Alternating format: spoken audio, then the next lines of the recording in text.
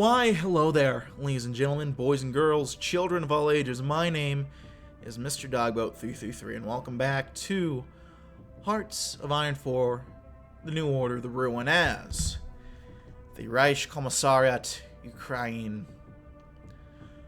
Now, last time we were here, we started some mechanization projects and really started to try to get this breadbasket up and fueled. So, yeah, we're doing our best here, you know. Reichenaustadt is going to get some mechanization. Which one is that? That's the one down there. Okay. We might want to mechanize the farms down there next, because that'll give us a nice little bit of investment. Or we could save up in invest in industrial development first, actually. That could work. We got time to figure that out. Anyway, I'm gonna go ahead and I'm gonna do what I've been doing in the UK series. I'm gonna start reading some of the localization. Let's start with the city of Kiev, which was once a beautiful city, one which came close to prosperity under the USSR. It used to feel proud of its history. With the arrival of the Wehrmacht and German colonizers, that has changed. They began with the siege, crushing the city with artillery. Then they broke the city. As food grew sparse, it was decided not all could be fed. Ukrainians starved in the streets of their capital. Then, when the war came to a close, the buildings came back up, now bearing the wound of Germanization upon the Ukrainian psyche. The history of a nation scrubbed away. A despair has fallen over the city. However, the past seems to have repeated. Once more, cities in Kiev are blown to pieces. Today, the Germans are not the culprits. It's the Russians, no.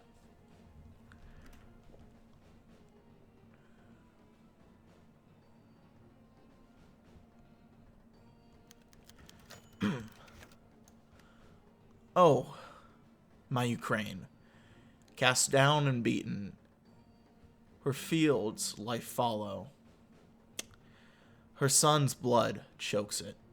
Oh, my Ukraine, her oppressors strangle it. Those who let this happen, those who wished it to happen, cry out as it rips out their mother's heart and spill the blood of their brothers. Oh, my Ukraine, cast down and betrayed. Written by TNO 1962. Uh-oh. Germany's really going for some gaming. Let's invest over here.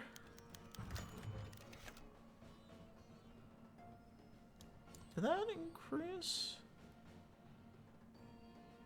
I don't think actually. I don't know. The old manor of Georg Liebrandt lacked the corrupt decadence of his fellow bureaucrats, but it held a splendor all its own. Facing the northern shore of the Black Sea, the manor was beautiful and stark, a symbol of the Bismarckian standard of bureaucracy which Liebrandt himself held himself to at all times. Liebrandt so rarely took days off that the manor had become a sort of vacation home for him, a space to clear his head when the meager stresses of deputizing grew too great. In the past months, Liebrandt required such escapes increasingly often. The Reich Commissariat was failing, and no matter how many desks he pounded on or people he yelled at, few of his subordinates rose to even basic competence. Seeing his old house reminded him of better times, both real and imagined, in the face of an increasingly grim future. The deputy took a moment to admire the sweeping fields of his estate. Ukraine, his homeland, stretched out beyond him. National Socialism should have saved it, purged it of all its radical deficiencies and Judeo-Bolshevik masters, lifted it into a new age. Instead, unthinking beasts like Erich Koch forced it back into squalor. Liebrandt had so many plans, so many ideas, and he would likely join his country in the dirt before a single one was enacted. As he approached his front door, a group of Ukrainian servants skittered about, preparing for his entrance. Liebrandt turned to one and snapped. Do you feel that something's wrong with the Reich Commissariat? Answer honestly. The servant froze. Of course not, Herr Liebrandt. Hitler's saved Ukraine. Made it pure. Liebrandt scoffed at the servant. If you're not going to tell the truth, take my coat to my office. I'll be writing. The servant obeyed, relieved that the situation did not escalate further.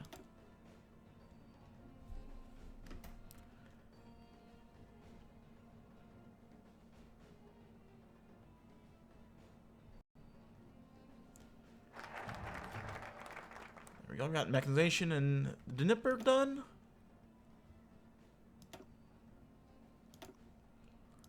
Next,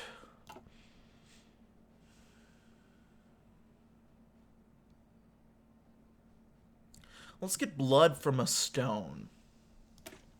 The many reforms and improvements necessary within Ukraine are, unsurprisingly, very expensive to implement. It's both unrealistic and unfair that the Reich be expected to pay for them, and so this burden will be placed on the Ukrainians themselves. After all, are our actions not being undertaken to benefit these lands and their output? There will be reasonable exceptions, of course, as the Reich is nothing if not merciful. Sick, elderly, and disabled persons will be exempt, but everyone else will pay, and that payment will be enforced. Nazis being generous towards the old and the crippled, that is a development. Did not see that one coming.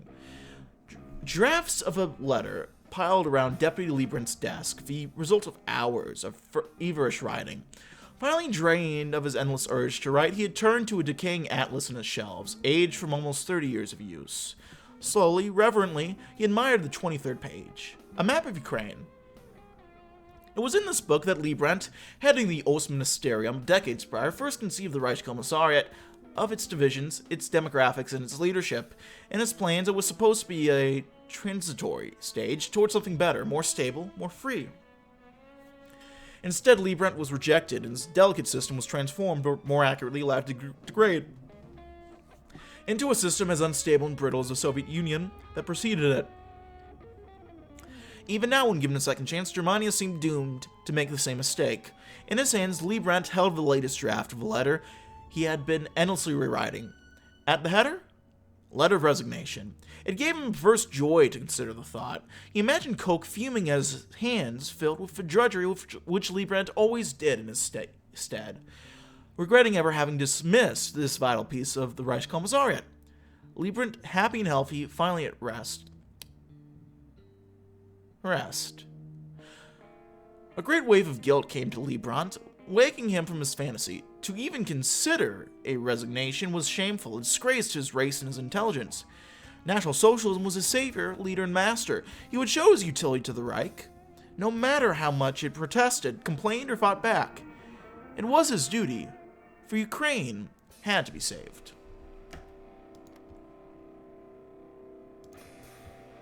What resources do we have over in Crimea?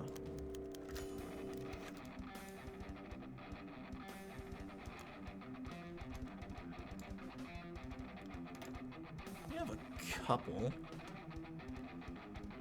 Wait, resources. I wasn't looking at resources explicitly.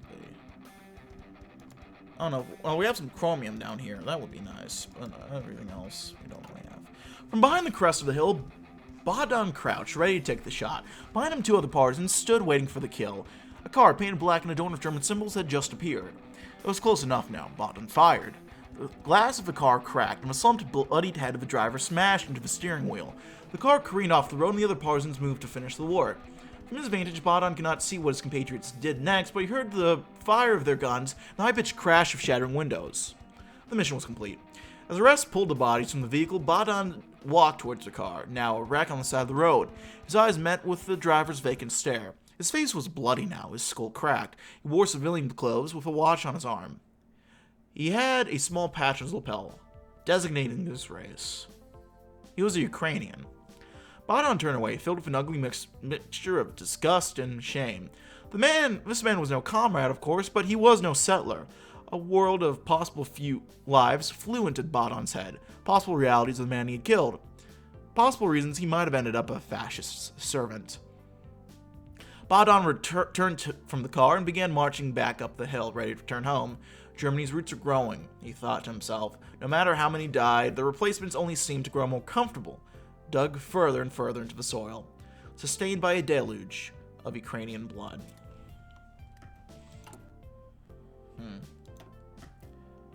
Got another breadbasket action. This will increase development by 5. So I actually think we might want to do this somewhere else.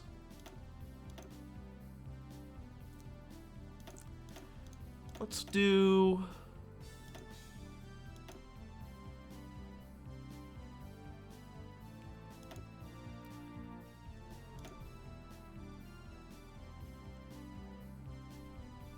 Let's do something over here. Shitomir. We're almost getting to our grain consumption needs.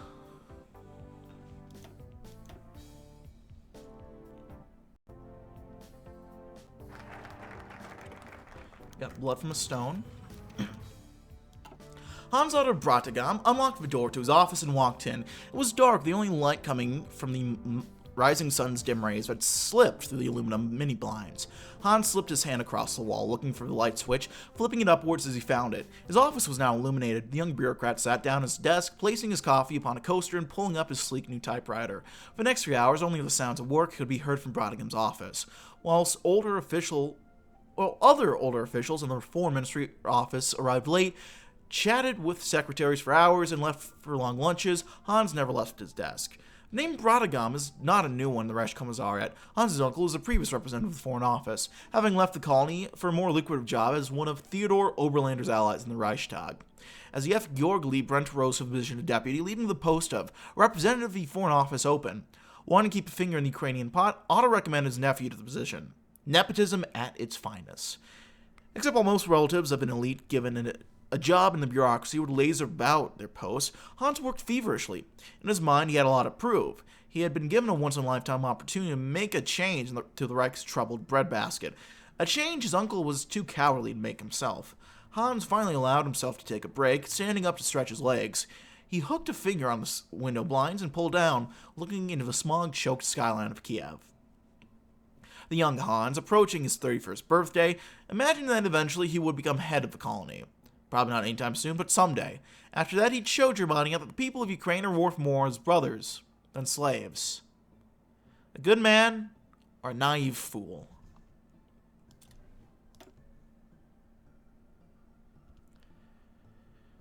This will develop Kiev a little bit more.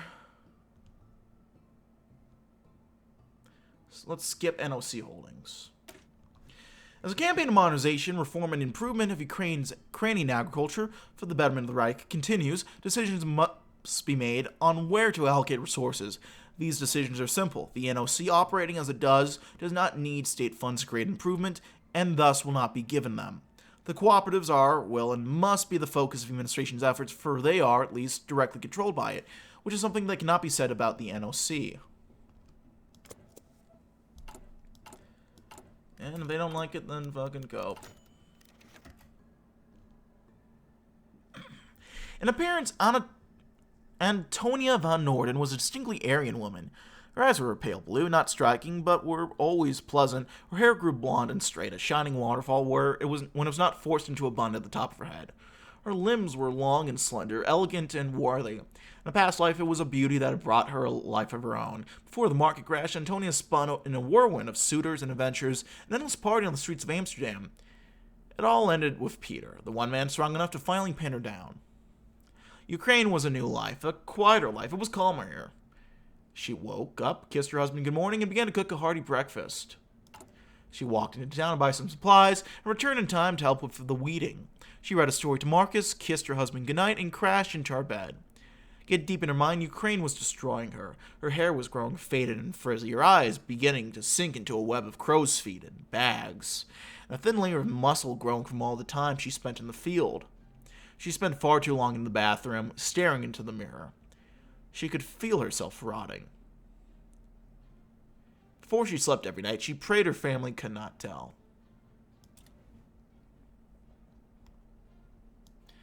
Let me look at all the right. West Africa has the worst economic situation, I'm not surprised. Northern Ireland moment. Second worst in the pact. French Madagascar being low kinda doesn't surprise me.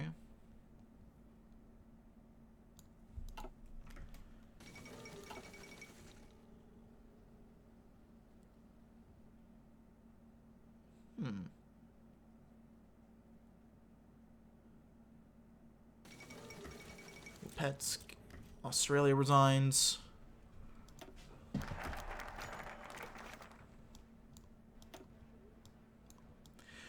Never a day passing by meant more hours wasted dealing with good-for-nothing blathering idiots calling themselves his subordinates. God. But Eric was tired of it all. This time, who was it? Peter Schelte-Hurima, the money-grubbing leech the Dutch had put at the head of the NOC. Cole hated Hurima, as he did most of his subordinates, but Hurima carried a certain uniqueness in terms of the kind of annoyance he posed to the Reichskommissar. Console himself about having to deal with Hurima, Koch in private conversations would replace Schelte-Hurima in Peter Schelte-Hurima with guttural noises. This was his impression of the Dutch language. Pinching the bridge of his nose, Koch shook his head and set his chin. No. Absolutely not. We are not going to spend any more money to let your little NOC mechanize its farms during our Dnieper mechanization campaign. Not a single pfennig. The very idea is insane. But, Herr Reichskommissar, I can assure you the NOC participation in this project would be beneficial. Shut up! You're nothing more than an overambitious leech on the Reichskommissar yet. In fact, if it wasn't for your Aryan bloodline, I'd say you were actually a Jewish Bolshevik, capitalist spy for the Americans. The contradiction in that insult was not apparent to Koch or even to Hurima. Continuing on, the Reichskommissariat shouted over Hurima's objections. No, that's it! Get out this instant!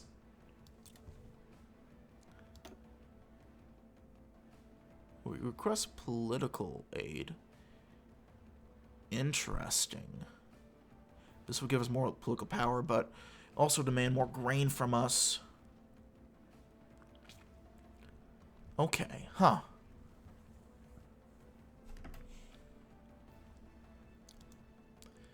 This is all very interesting. Let's go ahead and reap the harvest. Ukraine hasn't always been the most manageable territory to pacify, but the rewards have been worthwhile. The cities are secure, the natives know their place, and our enemies are irrelevant. And our men are determined.